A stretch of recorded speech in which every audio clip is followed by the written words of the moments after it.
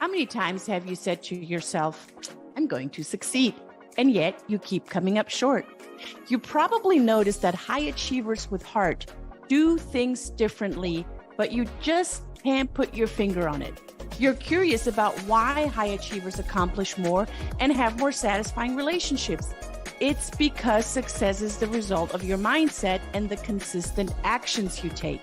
This show is designed with your success in mind. By revealing these powerful patterns of our dynamic individuals and guest experts, you can model what they do and apply to your future success now.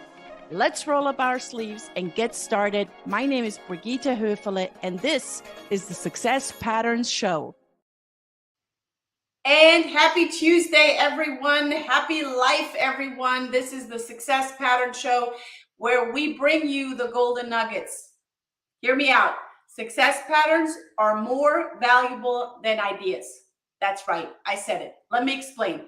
Ideas, while very powerful, require trial and error, a lot of time to put into action. Just think about manufacturing. First, you have this idea. Then you go into a proof of concept. Then you create a working prototype. Then you go into small production batches. And then finally, you go maybe into full-scale production. This takes months, maybe even years. And you may have met some people who are collectors of great ideas, but they do little else. Forget everything you learned about ideas. You're not looking for ideas. You are looking for success patterns. Success patterns are different, and success patterns are better. Why? Well, first of all, they're proven, have a logical sequence of steps to follow, have an action imperative, and deliver consistent results. In today's success pattern content-rich program, you're going to learn valuable success patterns, because today is all about the money, but actually it's not. So let me give you a little bit more insight. We have a financial advisor, author, and speaker who's passionate about helping people understand and explore the emotional side of money, in addition to the logical and the practical side. She loves working with the up-and-coming clients, helping them set up and work toward financial goals, make shifts of their situation, whatever they're in, and serve as a financial guide as they develop their holistic financial plan. She also has a large contingent of clients that are on the other side of life's journey, who are perhaps suddenly single and need some extra help to transition to this new normal and learn some new financial skills as they manage the retirement phase of life. So regardless of life stage, our guest expert is an incredible and willing partner for anyone looking to come to find financial peace of mind. Her name is Tana Gild, and I am so excited that she is here with us today. Hey, Tana, thanks for being here. Hey, thanks for having me. I'm so excited to chat with you. Yeah, same here. So money, when we look at just or even let's let go of the word money, but just finances can be a very maybe dry, maybe very headspacey kind of topic. But yes, we're not going to make that today, are we? No. So I love what you wrote in your bio that I just read, that you help people understand, and that's your passion, and exploring the emotional side of money. Yes. Tell me more about the emotional side of money. What does that look like? Well, if you think about it, money is really energy. How do we get money? We turn our physical labor, if I'm a dishwasher or a gardener or something like that, I'm taking my physical labor as well as my knowledge and skills. And in return for me putting forth that energy, I get money back. So it's just a trade-off of energy. We just do it in the form of dollar bills now. Back in the old days, we would trade a carrot for a pig or whatever, kind of barter system was there, but we've just exchanged that for money. So money is energy, and we have a lot of weight to that energy in our society because we're very focused on success and the trappings of success, the cars, the houses, the clothes, all of those types of things. So it is a very emotional topic. We don't like to talk about money struggles. We like to show money success, that everything is easy and comes to us. But that creates a lot of underlying issues that come up, especially when you think about how children learn about money. It's not through practical application. It's the emotions of how the adults talk about money. So for an example, credit card bill, a little child does not know what a credit card is, know what a bill is. But if the credit card bill arrives and there's a fight and somebody's yelling and somebody's crying, that leaves an imprint that now that is associated with that. Or maybe money is a taboo topic in your home and it's never discussed in front of the children. Well, what does that communicate? What is the energy of that type of a topic? So we go through life picking up all these messages at a time when we don't understand what's kind of being imprinted. So there's a lot going on as we then become adults and start in that transactional, I'm trading my time, energy, and skills for money, and all of the things that are associated with that. Yeah, I mean, you said, you used the word imprinted, and that's truly when our children are 0 to age 7. That's the imprint phase, and whatever we're experiencing as children in that moment, we're being imprinted, and finances are a part of that. May it be very cognizant of the parents that are doing it, or probably most of the time, I would say not, right? Right. So, they're just doing what they learned, what their parents did, repeating the messages and the patterns that their parents instilled on them, or whatever important adults were in their world. And we don't often consciously think about those messages and how we're communicating it. Take, for example, we're at the store and my child says, I want a bag of cookies. And I might just say, trying to get away from it, oh, we can't afford that, or that's too expensive. That may not be the case. It's an easy out as a parent versus, oh, you should eat broccoli instead of cookies. And I don't want to get into all that. It's just easier to say, oh, it's too expensive. But now you've just sent a message about our status, our family, who can afford what. Like, there's a lot of stuff going on in that kind of message that's not intended. It's not at all intended. But we just repeat the things that our parents said. And that our parents said, or that society says. I want to come back to that in a second. You used the word weight, and I literally felt it heavy on my shoulders, but I also felt it in my body.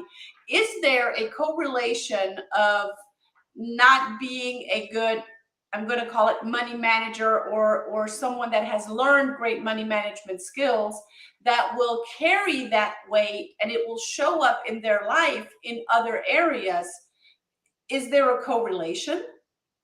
Well, I think anytime there's an emotional connection with something, if you make a mistake, or if you have regrets, or if you don't feel like you are as successful or as wealthy or as far ahead as you should be, or as your neighbors, or as your siblings, or as your parents, or as people expect you to be, then you create all of these emotional ties. And that might be fear, it might be shame, it might be guilt. If I consistently spend more and have racked up some debt, then there might be a lot of guilt, especially if I am hiding that from friends or a spouse or partner.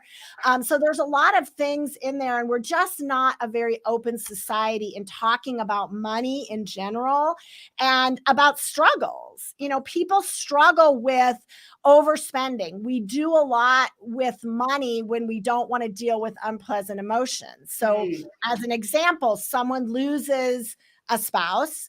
It is very common for the spending to start getting out of control, because you're filling a hole that cannot be filled.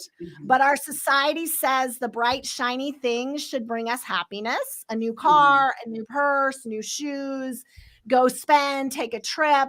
And so that is a common response to loss, is trying to fill the hole. And then you spend too much. And then what comes from that? You feel guilty, you feel shame, and then you feel fear. Well, wait, what if I don't have enough and I've just screwed up? I just overspent. So we can get into all of these different aspects where what we do with our money shows up in a lot of other ways in our life and in our emotions. And then if it's in our emotion, it's in our body. Right, exactly. I think two things just came together, and we're going to talk about your book in a second. But while you were talking, I was thinking about this book, Power versus Force. And in Power versus Force, Dr. Hawkins has the map of consciousness, the lowest energy vibrational levels. And you just, made the claim that money is energy. It's nothing but that, right? Yeah. It is everything. Money is energy. And as Albert Einstein said, everything is energy. We're all energy, right? Yeah. Everything is one thing, and that is energy. So guilt, fear, shame these are the lowest vibrations. So when we have guilt, shame, fear around money, then first of all, that doesn't invite more in. That just invites more guilt and fear and shame. Right. And that closes you down, because when we're feeling guilty or feeling ashamed or feeling fearful, there's literally like a closing up. You think of being afraid, you curl up in a ball. There's a closing. And if you want more energy coming in, you need to have an openness. And that openness is not just the physical openness, but it is an emotional openness, because right away when someone is needy, right? There is an energy, whether they're emotionally needy or physically needy or always after something, you feel that neediness. And the same thing, if we, get in that smaller space, those lower vibrations, other people can feel it. If you go into a job interview thinking, I have to have it, this is the most important thing in the world, you go in like this, and that is not how you communicate your skills, your excitement about working, your excitement about the company and the people. That is a totally different level of energy. And so if you think about, what do I want to try to attract that energy, it has to be at the higher levels. Yeah. Right? Yeah. Desperation is never a good look. But so there's good news. When we know on where we don't want to vibrate on, then we also know where we do want to vibrate on to attract that. Now, all of that, I'm going to speak to the skepticism, because one of my great mentors back in the day said, speak to the skepticism before it speaks to you. All of that sounds very woo-hoo, but it's not. Why is it not? It's not, because it's the way that you show up in the world. So let me give you an example. If you are a business owner and you are sitting down with a prospect to discuss your product or service, if you go into that feeling excited about what you do, feeling passionate about helping the person in front of you, the prospect that's sitting there seeking your help, you have a very different energy than if you walk in thinking, I have to close this sale. My whole life, my whole business depends on closing this sale. That is a very different interaction, and the other person is going to feel that difference. So yes, it sounds woo-woo, but it is all about how you're approaching life. If you're approaching life with curiosity and interest and passion versus this neediness, you show up different, you behave differently, you interact differently with the person, and you're more focused on them if you are curious about what they need, willing and able and excited about helping them. That's a very different way to go into that conversation than thinking, I need a sale, I need a sale, I need a sale. Now you're on me, me, me. Mm-hmm. And everybody can feel that difference. And so, it's shifting out again, out of this desperation. I need into this. I want to give. I want to see what the other person needs. I want to value and service. Yes. And it doesn't matter. You don't have to be a business owner. You can be an employee walking into your company. How can I serve my fellow coworkers? How do I improve the company? How do I make this better? How do I do my job more efficiently? Having all of those things will lead you to more money, because you're giving more. You're bringing a value and enthusiasm and excitement to whatever position you are, whether you work at Walmart or whether you're the CEO of the biggest company in the world. If you bring that servant mentality and the excitement about making things better for everyone around you, then that will ultimately translate into financial success. It has to. You've already given the energy. You've put out the energy, and it's got to come back to you. And it doesn't necessarily mean that day, that minute, oh, I did this great thing for my boss. Where's my gift card? Where's my bonus? Where's my raise? It's the long game. It's how you approach the world. And it's how you approach your own financial life, of being open to just, these are the facts. Don't attach all of this weight to what your balance sheet looks like. Hey, these are the facts. This is where I am. If I don't like where I am, I need to go do some things, take some actions to move me in a different direction. And it doesn't have to be this big emotional, drama-filled, guilt-ridden kind of thing. It's zooming out and taking the emotion out of it. But in order to do that, you have to recognize the emotion that's already in you. Yes. And you have to kind of own it, and you have to listen to it. Where do I feel guilt? Why do I feel that guilt? And shine a curiosity light on it instead of a judgment light. And then you understand it better. And you can do something different about it. So curiosity rather judgment. That's a big piece right there. So I have the $1 million question, Tana. Why is this not being taught in school? Oh gosh, that gets into a whole big can of worms about how we change the educational system. So there's lots and lots of things that need to be changed, I think, in our educational system. But the beauty is, we each individually have the power to help everybody that we come in contact with to have a healthier relationship with money, to recognize that it's not all about what you have, it's what you can give. And it is absolutely important to take responsibility for caring for yourself, protecting yourself, being able to navigate through life, because on planet Earth, money matters. We need homes. We need food.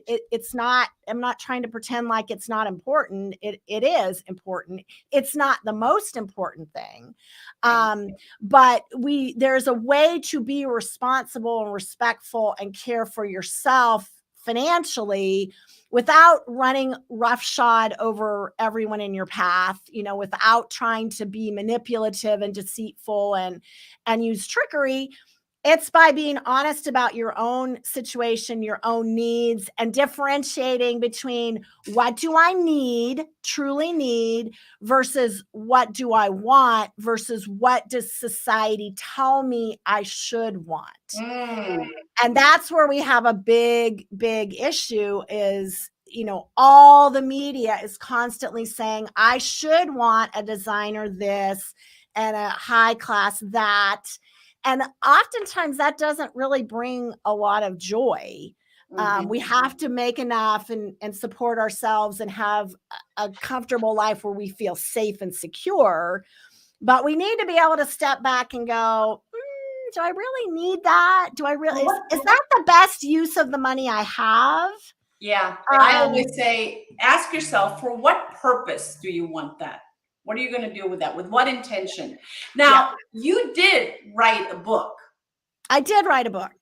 What's the book called? The book is called The Graduate's Guide to Money.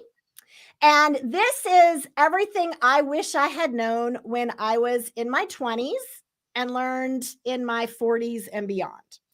And I've always wanted to be a writer. I've always wanted to write a book. And when I got into financial planning in my 40s, it was like this light bulb went off. And I was like, oh, everybody needs to know this. And I also put in a lot of things besides the practical of how do taxes work and what's insurance and cash flow and paying down debt and all of those, kind of nuts and bolts aspects of personal finance.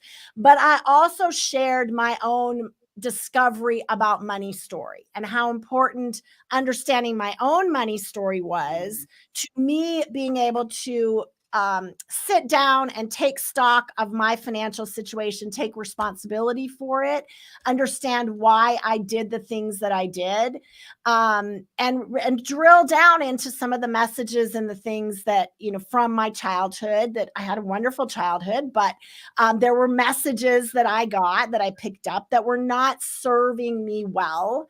And I needed to understand those. So the first chapter is all about money story. The last chapter is all about avoiding money mistakes. So I completely throw out the dirty laundry. Everybody can see all the stupid, things that I did with money, the money mistakes that I made. And I share that because we need to not feel so guilty and ashamed about that. We can't do better if we don't know better. And, it's just part of learning. It's just part of learning. Everybody's going to make some mistakes. Everybody's going to do some things that they regret. Best laid plans. And you're like, oh man, that just did not go the way I thought it was going to go. But rather, again, we got to stop beating ourselves over the head about it and just be curious. What could I learn from that? What did that teach me? That was a valuable lesson instead of, oh, you're such an idiot. I mean, that's how we talk to ourselves, right? You're such an idiot. I can't believe you're so stupid. No, step back and go, oh, that's interesting. When in the past have I done that? Because you talk about patterns, we repeat those money patterns, the mistakes over and over and over until we learn the lesson. And you have to learn it. You have to forgive yourself for having done some of those things.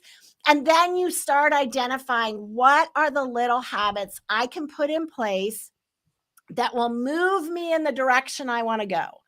Because you never can do the big grand gesture. You've got to find the little teeny things that you can repeat day after day after day, dollar after dollar after dollar. And I heard an interesting thing once that made me stop and think. If you want to be a millionaire, you need $1 million. Which dollar makes you a millionaire? You need all of them. You need $1, $10,000, $100,000. You need all those dollars. So let's not think, oh, I need $1 million. Let's think, let me start with one. Let me start with one. And all the little things will get you where you want to go, because as you start doing things well and as you start fulfilling your own promises to yourself, I promise I will cut out this thing and put this money in my bank account or pay this money on my debt. And you start doing it, you start seeing success and you start seeing accumulation and you start feeling really good at about yourself. And then we're shifting that energy from I'm such a screw up and I can't do this and I don't have any money and I have too much debt. You start seeing, well, I can change it. I have the power to change it. But the only way we can change it is one little step at a time. You can't get $1 million overnight. You just can't. You have to just be willing to do one. And it's the consistency and the repeating that builds you up, that creates the success pattern makes you feel better about yourself. And then when you have a misstep, you have to respond with curiosity. Because if you just respond with curiosity instead of getting the stick and beating yourself, then it's a different kind of energy coming in. That's interesting. Every time I drop my child off at college, I go to the bookstore and I buy a bunch of junk that I don't want or need. Why do I do that? Is there an emotional component to why I overspend at the college bookstore when I'm dropping off my child for college? Bing, bing, bing, the light goes on and you make a plan for next time. Okay, I see what I'm doing. Next time I go, I'm taking a $20 bill and I'm buying one little thing and that's it. You know, so that's just an example of how we can analyze things, figure out what's going on, find that underlying pattern, because it's also unconscious, right? Everything we're doing, we're kind of compelled to do it, but we don't always understand why are we doing that. And so part of the money story is like, take a step back and let's feel what you feel in your body, and let that be some guidance and some clues to, you know, what's going on and what's your story. What is that money story that you picked up, you know, along the way? And then you can dissect it. And it's just by understanding and being aware of it helps to start to break the pattern. For sure. It starts with that awareness. And I appreciate the story of the parent that's going to college to drop off their child. Because when you showed your book, show your book again to us, please. When you showed your book, I was like, this book, not 1, not 2, but 10 need to be in every university library, college library, high school library.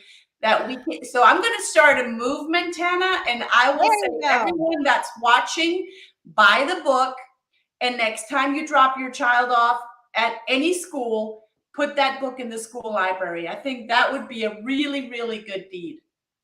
I love it. I love it. Great deed.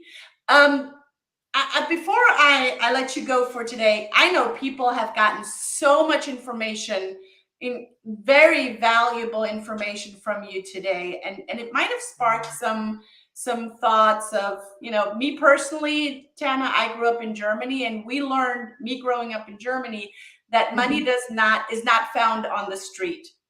Yeah. And that is a German saying. Like, you know, here we say money doesn't grow on trees. Yeah. In Germany, we say the money is not found on the streets. And you know what? It's funny and interesting. And I'm flabbergasted every time because I have a big jar in our kitchen, and it is filled with coins, because there's not one day that I go walk the dog that I do not find money on our streets when I walk the dog. So I'm totally debunking that whole thing that I have learned when I was a child. You're just attracting it to yourself. I'm attracting it. Every time I pick it up, I say, thank you, thank you, thank you. Yes, because you're grateful and you're appreciative, and it doesn't have to be $1 million. It can be a penny. Hey, look, and you know what? That penny and those quarters and there's some bills in there. They have all accumulated, and they're sitting there in this jar every day to be reminded of how grateful I am and how grateful as a family we are to have what we have. And I think it does start with that sentiment of gratitude. How do people get in touch with you? Well, my website. So I work for Hamrick Berg. I'm a financial advisor with Hamrick Berg. So they can go to the website, hamrickberg.com. You can see my bio. You can reach out and call that number. My email is gildea@hamrickberg.com. So you can certainly reach me that way. You can also reach me on LinkedIn. So if you want to, send me a message via LinkedIn, connect with me, let me know that you heard me on the show, and I would be happy to answer questions or whatever you need at that standpoint. I'll also give away a couple of books. I don't have the ability to give away Amazon books, although it is on Kindle Unlimited. So if you are a Kindle Unlimited person, you can download it, read it free. But the first 3 people that message me on LinkedIn, I need your physical mailing address. And I promise I'm not coming to your house, but I will mail you a copy of my book. First 3 people. So tap, tap, tap away, and I will send you Quick. Head over to LinkedIn. It's very easy to find Tana Gildea, Gildea